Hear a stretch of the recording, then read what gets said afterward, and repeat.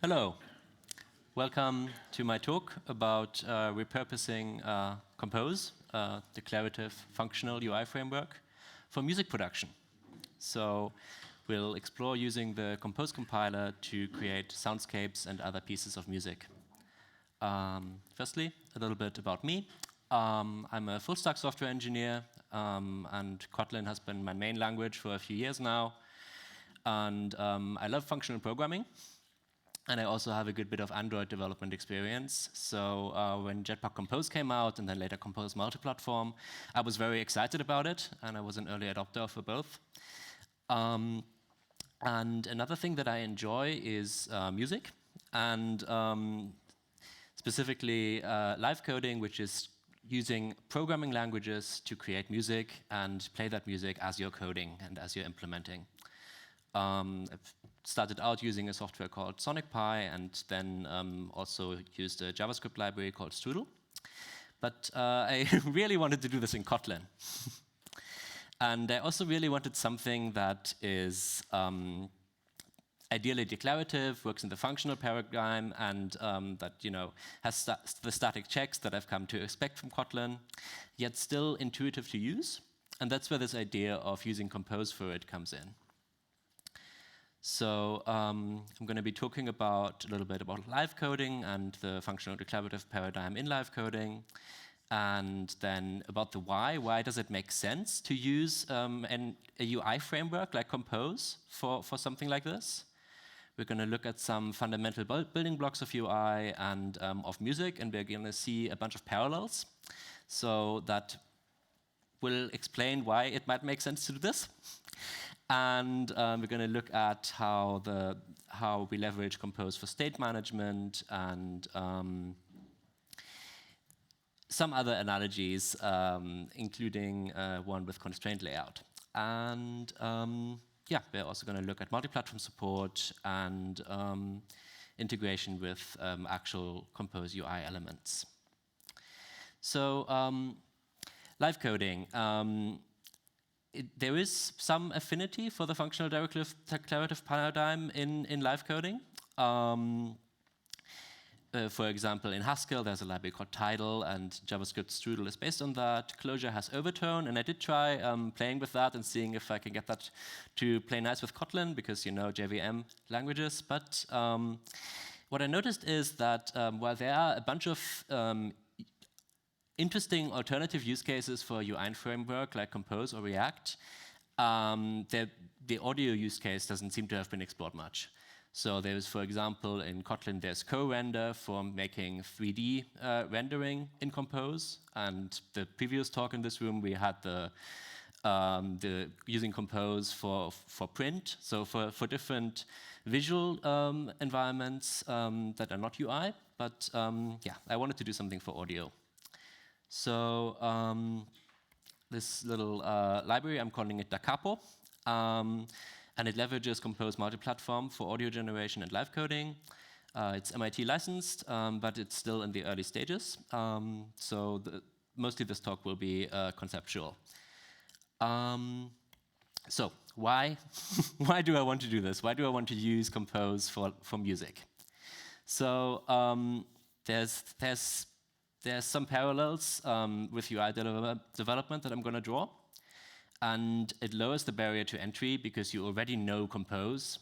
So you have an environment that you're familiar with to work in, which is lovely. It turns out Compose does a lot of the work, like state management, animating values, whether these values are going to end up in UI or visual, or whether these values are going to end up in some audio primitives. It doesn't really matter. The animation framework in Compose is great.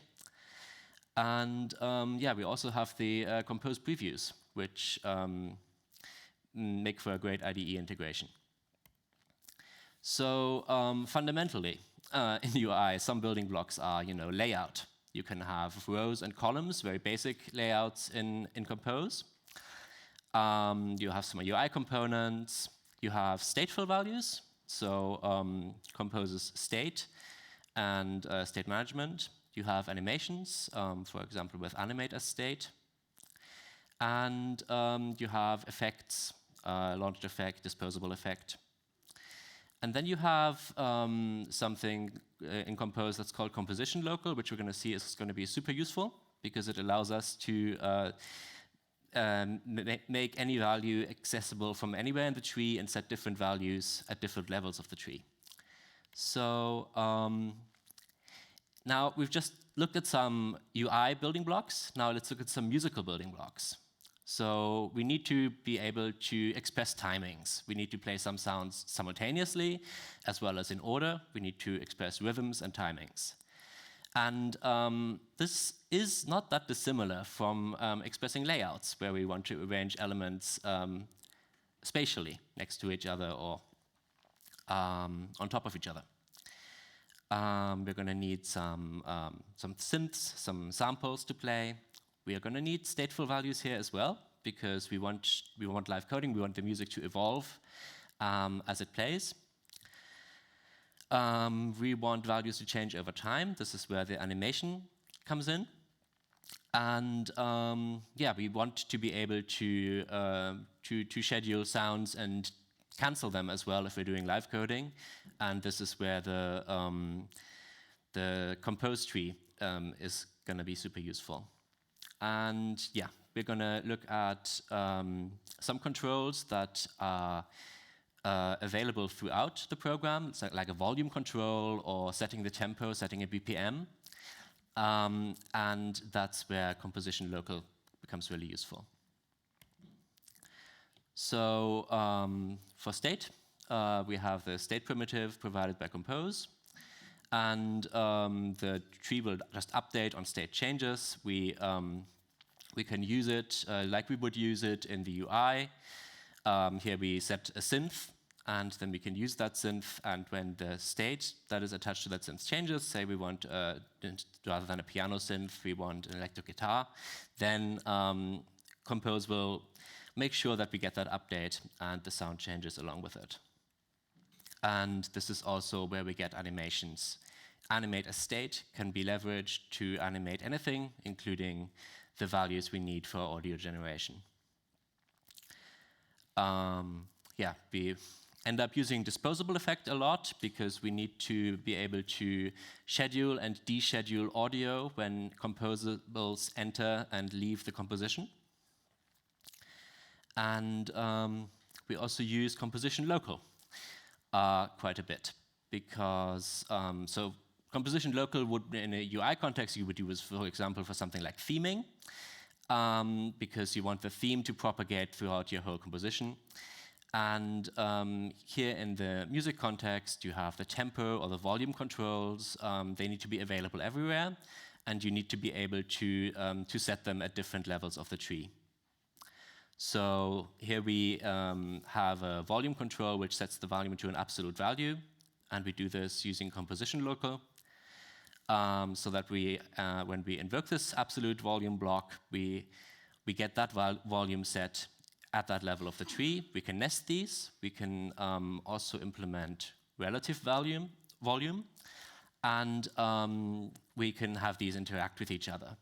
So the composition local provider, basically, you know, we make sure that we pull the current volume, whether that's an absolute volume or the effect of multiple relative volumes at that part of the tree, and we combine it with the relative volume that we're setting here.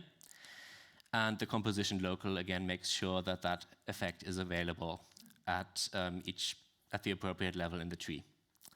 And the same thing can be done for tempo, for setting a BPM, again, with composition local.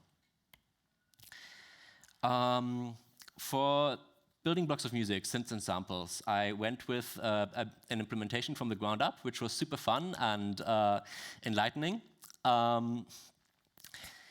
For the scheduling of these samples and synths, we use a disposable effect, like I said. So an example here would be that we have a block where we set the tempo and BPM, then we have a volume block, again using composition local, and then we embed some synths or sample blocks in that, and they respect the settings set by the outer blocks. Yeah, there's something that we need to be able to do, which is shape the envelope of a sound, which makes it sound more realistic. The most common way here is ADSR, attack, decay, sustain, release. It basically means that the amplitude of the sound is modified by this envelope so that the sound isn't like doesn't come in abruptly and end abruptly, but it sounds natural.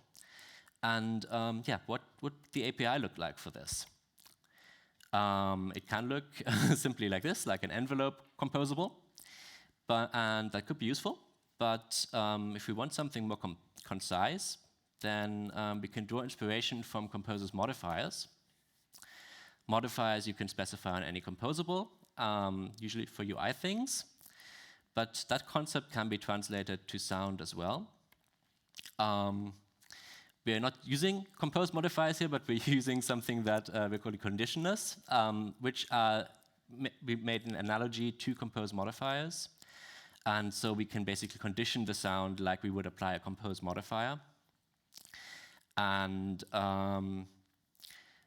yeah, then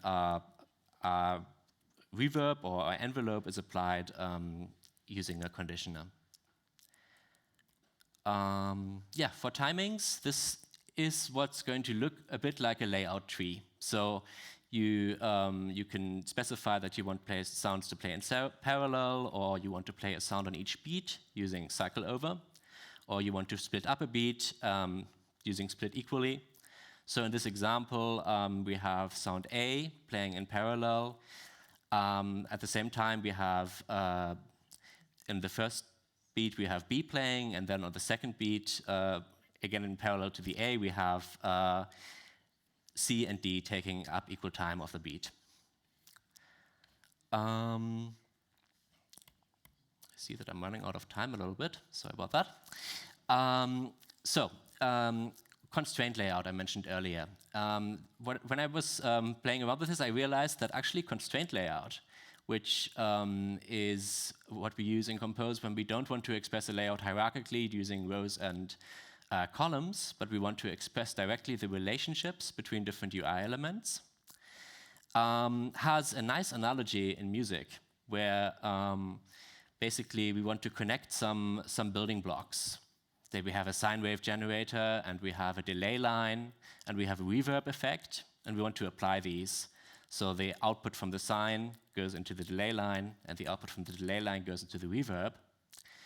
And we can express this either hierarchically, like you see below,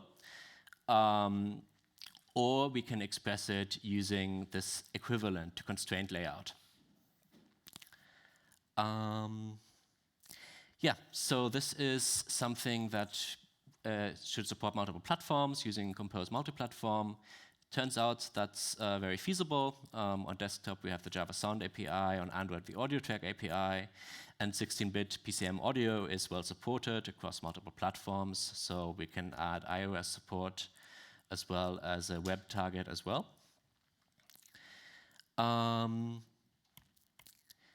And I think I'm going to end that here. And we have 1 minute left for questions. Sorry for running over a little bit. Yeah, don't forget to vote. And thank you so much for listening. If there are any questions, then I'm happy to answer them.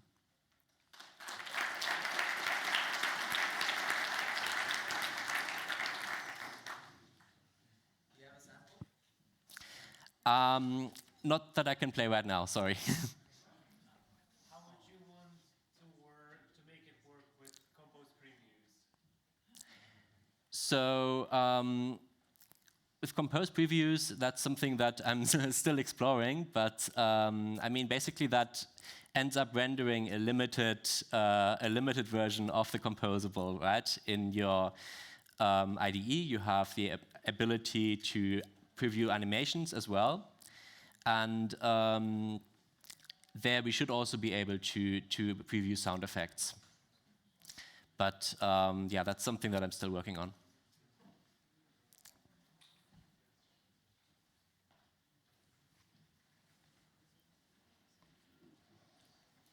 Have you given this to an AI so that can generate music? I have not, because I'm a little bit of an AI Luddite myself, but I'm sure it could. I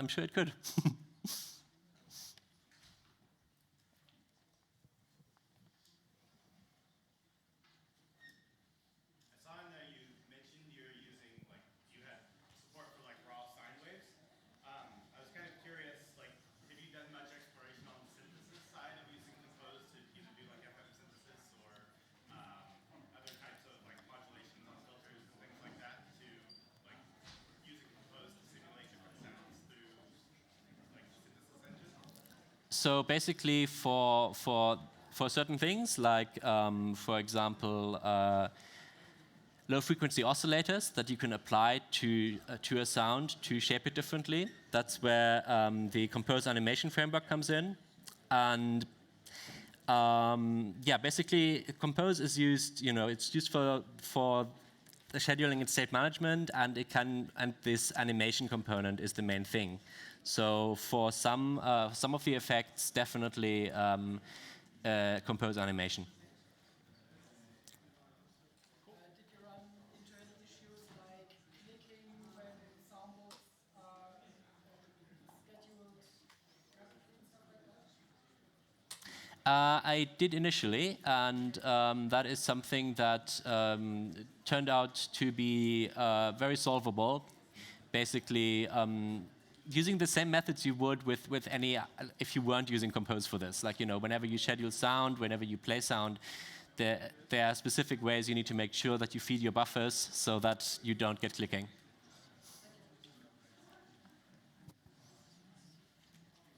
Thank you so much.